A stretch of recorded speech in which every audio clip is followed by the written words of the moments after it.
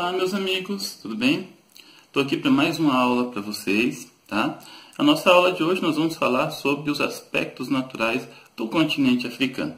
Bom, nessa aula vocês podem estar acompanhando pelo meu blog e também pelo meu canal no YouTube. A partir do momento que começar a aula, a gente vai fazer uma pequena divisão da tela. A tela eu vou ficar geralmente mais ao sudeste, né, da imagem, mas ao ladinho, mas por vezes eu vou estar passeando pela tela, às vezes eu vou sumir um pouco da tela para poder ficar um pouco mais claro os slides para vocês, tudo bem? Então vamos lá, pessoal, vamos começar. Bom, aqui nós temos a imagem do continente africano, tá bom? Ó, vamos primeiro ver o contexto geral da geografia da África. Olha só, presta atenção no texto. A África é o terceiro maior continente do mundo, com 30,3 milhões de quilômetros quadrados. É banhado pelos oceanos Atlântico, a oeste, o Oceano Índico, a leste, e pelos mares Mediterrâneo e Vermelho. O Mar Mediterrâneo faz a divisa com a Europa ao norte, né? E o Mar Vermelho a nordeste. Bom, nessa imagem aqui, que vocês podem estar observando na tela, nós temos aqui, ó, a leste, o Oceano Atlântico, o Oceano Índico a leste, tá? Então do lado ocidental o Oceano Atlântico, do lado oriental o Oceano Índico, né? A nordeste o Mar Vermelho, né? Essa região aqui entre o Egito e a região do Oriente Médio. E aqui o Mar Mediterrâneo, que faz divisa com a parte norte da África com a Europa. Outro contexto interessante que é bom a gente observar nessa imagem, que o continente africano ele é cortado certinho ao meio pela linha do Equador. Certinho ao meio, tá? Bem na parte central. Então 50% do continente fica no hemisfério norte, 50% no hemisfério sul.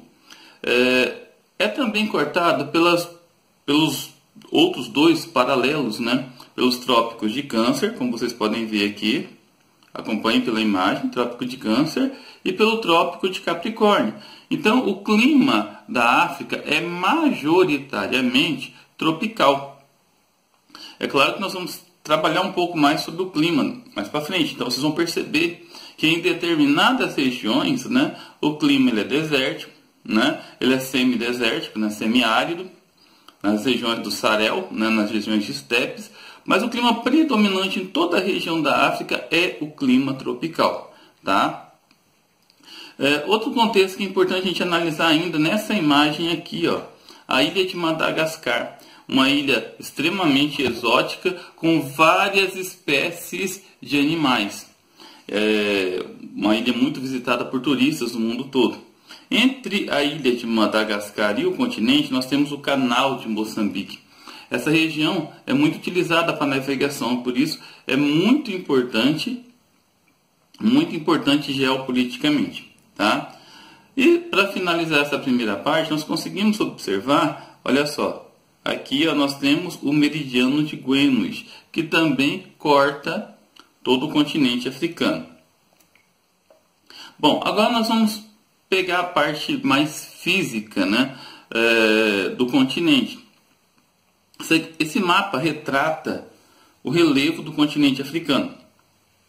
De cara, o que eu quero destacar, né? A Cordilheira do Atlas, que está entre a maior sequência de montanha do mundo e fica aqui ao norte, né? Ao norte, já tendendo para o noroeste da África, tá? Outro ponto de destaque no relevo, né, é o Monte Kilimanjaro e o Monte Quênia. Bom, mas a parte interessante que você precisa observar quando a gente fala do relevo, olha só, vamos pegar essa imagem aqui bem no cantinho, né? Se você observar toda essa costa oeste, tá vendo? Toda essa costa oeste da África é bem similar com essa costa leste da América do Sul. Isso quer dizer o quê? O continente africano, numa idade geológica, alguns milhões de anos atrás, fazia parte do imenso continente chamado Gondwana. Foi a primeira separação do Pangeia, quando todos os continentes estavam unidos, não é verdade? Então, como ele é tão antigo, o seu relevo é muito similar ao relevo brasileiro, ao relevo da América do Sul. Ou seja, a sua estrutura é bastante antiga e a sua altitude, de maneira geral, é bastante modesta. Então, o que melhor caracteriza o relevo do continente africano são os planaltos, porque é bastante erodido, já sofreu bastante desgaste, né? A região de Rift Valley, como vocês podem ver aqui, são regiões onde tem a formação de lagos de origem vulcânicas e também de lagos que são formados pela separação entre as placas tectônicas, tá? Aqui nós temos o Lago Vitória, aqui o número 7, o Lago Vitória, e aqui o Lago Tanganyika, tá? Tanganyika, e aqui o Lago Malawi. Bom, aqui não está mostrando, pessoal, na legenda, mas esse lago aqui, ó, na depressão do Chad, bem na região mais central tendendo para o sul, né, tendendo para o norte, perdão, né, centro-norte, nós temos o Lago do Chad, tá? Que também é um lago bastante visitado por turistas, né? É importante a gente estar sempre observando que o continente africano ele tem uma beleza muito grande, né? Então, os turistas do mundo todo apreciam muito visitar o continente africano. Pessoal, aqui nós vamos falar sobre os aspectos da hidrografia. Então, de maneira geral, via de regra, o continente africano ele possui uma hidrografia bastante pobre. Quando nós falamos que possui uma hidrografia pobre, o que nós estamos querendo dizer com isso, pessoal? Olha só, apesar de ter imensos rios grandes, o segundo e o terceiro maior rio do mundo está lá, né? Vocês estão vendo aqui na imagem, o Rio Nilo, tá vendo? E o Rio Congo. E o Rio Congo é o segundo do mundo em volume de água. Apesar de ter grandes quantidades de lagos, mas ainda assim tem grandes extensões de deserto, né? Como o maior deserto do mundo, o deserto do Saara. E essas grandes extensões de deserto deixam o sistema hidroviário, né? hidrográfico da África bastante desigual. Tá? Então ele se caracteriza como sendo pobre hidrograficamente.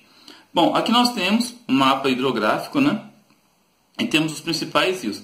Se destaca, evidentemente, o Rio Nilo, por causa de um contexto histórico de colonização, de povoamento, né? É o segundo do mundo em extensão, aproximadamente 6.700 quilômetros de extensão, fica atrás apenas do Rio Amazonas, né? O Rio Congo, em contexto de importância, é o segundo do mundo em volume de água e o terceiro do mundo em extensão. O Rio Níger tem um rio também muito famoso. O Rio Senegal, o Rio Gâmbia, né? O Rio Zambeze, o Rio Lipombo. Aqui não está colocando, mas o Rio Orange também ele é muito importante. O Rio Cubango, né? E os lagos Vitória e Tanganyika. Ó, Lago Vitória, né? E o Lago Tanganyika. E aqui também o Lago de Chad, como eu já havia comentado com vocês. Nessa imagem aqui, pessoal, nós temos novamente o contexto hidrográfico da África. Agora, de uma maneira mais animada um pouquinho, né? Rio Nilo, Rio Congo, ele corta duas vezes a linha do Equador. O Rio Níger, o Rio Senegal, o Rio Zambeze, o Rio Lipombo e o Rio Orange, tá?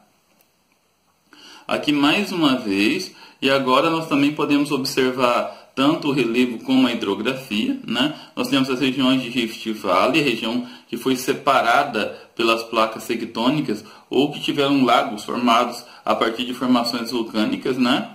Aqui nós temos o maciço da Etiópia, que é uma região bastante elevada de planalto, né? Nós temos também destaque aqui os desertos, né? O deserto do Kalahari, o deserto do Saara, tem um destaque bastante grande. Tem alguns rios que acabam se destacando por poder cortar esses desertos, né? Aqui nessa região nós temos o deserto da Namíbia, tá? E aqui os principais rios, como eu já havia citado para vocês. Bom, pessoal, nesse mapa aqui nós vamos trabalhar sobre os biomas, tá? Os biomas do continente africano. Nessa região central, com verde um pouco mais forte, né? Nós temos a região equatorial, a floresta equatorial. Também é conhecido por muitos como floresta latifoliada ou floresta equatorial. Tá, o nome dessa floresta é Floresta do Congo. É a segunda maior floresta tropical do mundo, ficando atrás apenas da floresta amazônica. Tá? Tem as mesmas características da floresta amazônica. árvores de grande porte. O clima equatorial chove bastante durante o ano todo, né? Pessoal, nessa região um pouco mais verde, mais claro, como vocês estão acompanhando na setinha, né? Nós temos aqui as savanas africanas, tá? Na região aqui mais cor-de-rosa, né? Vocês têm a região de estepes. Essa região de estepe, ela se caracteriza por ter muitas vegetações xerófitas, né? Vegetações ressequidas, arbustos. Aqui nós temos o deserto, o grande deserto do Saara, maior deserto do mundo. Tá? Aqui embaixo nós temos o deserto da Namíbia e aqui o deserto do Kalahari, tá? Próximo ao deserto da Namíbia. Pessoal, um pouco mais afastado, nós temos a vegetação mediterrânea. Olha só, a vegetação mediterrânea é muito similar à vegetação que nós encontramos no sul da Europa, com presença de maquis, com presença...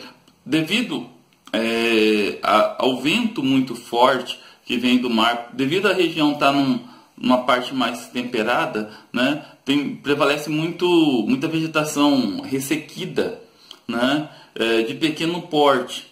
Tá? Bacana, pessoal.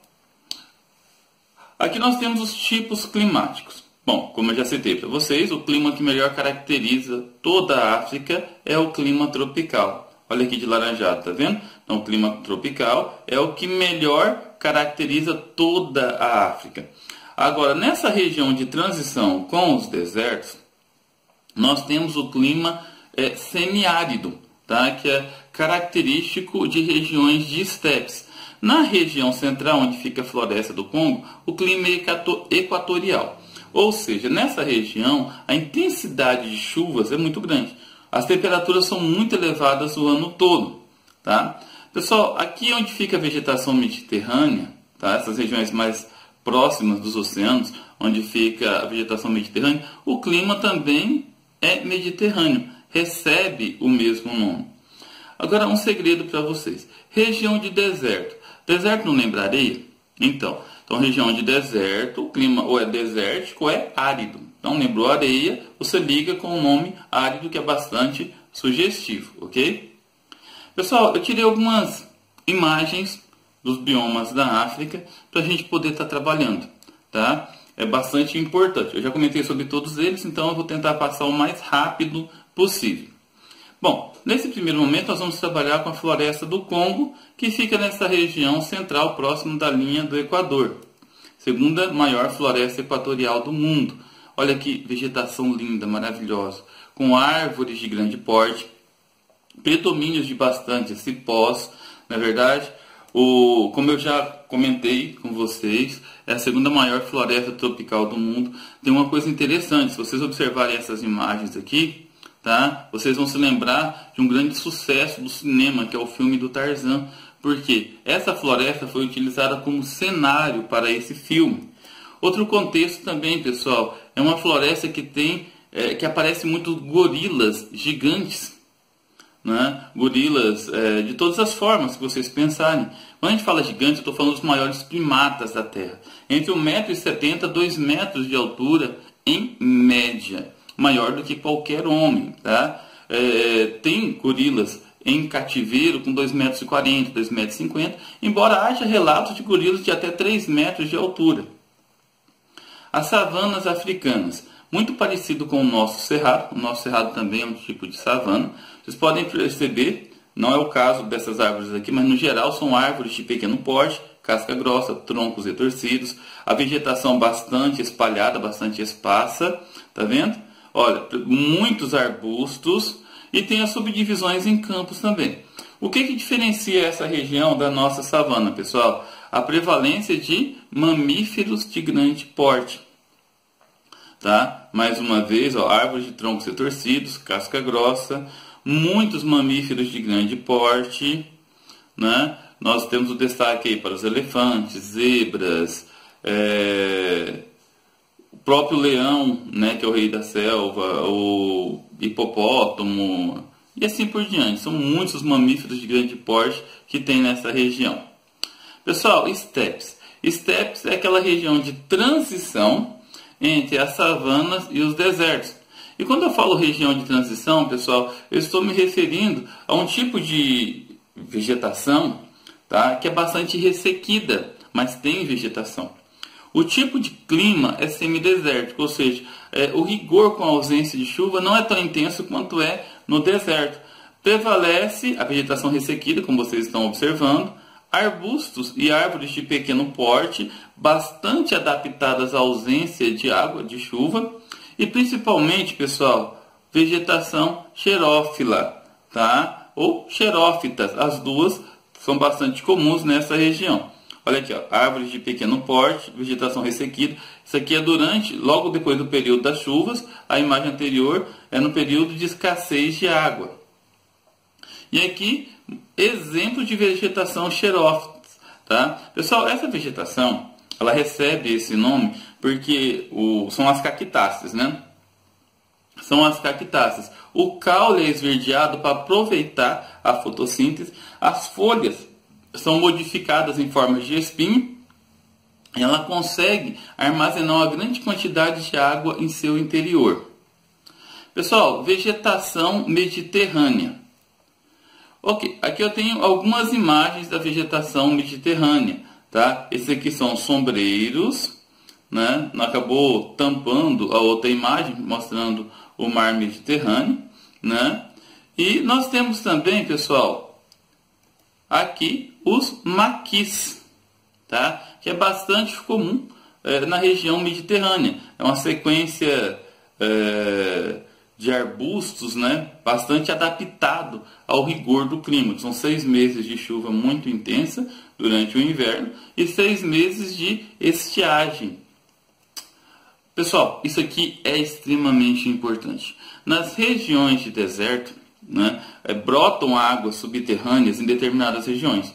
Então essa quantidade de águas que são brotadas faz com que nasça bastante gramas, bastante vegetação ao redor de onde brota essa água, né? Isso é chamado de oásis. Tem muitas pessoas que moram próximo. A água representa a vida, né? Tem muitas espécies de plantas que conseguem nascer com grande facilidade nessa região.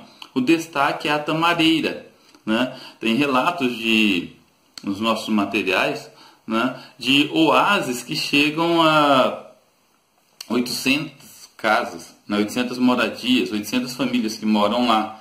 Né? Aqui nós temos exemplos de oásis no meio do deserto. Bom, terminamos, chegamos ao fim. Valeu, galera. Espero que vocês tenham curtido a aula, tá? Não esqueçam de curtir e compartilhar o vídeo. Fiquem com Deus. Boa prova. Nossa prova é essa semana. Vocês não podem esquecer, tá? Valeu e até a próxima.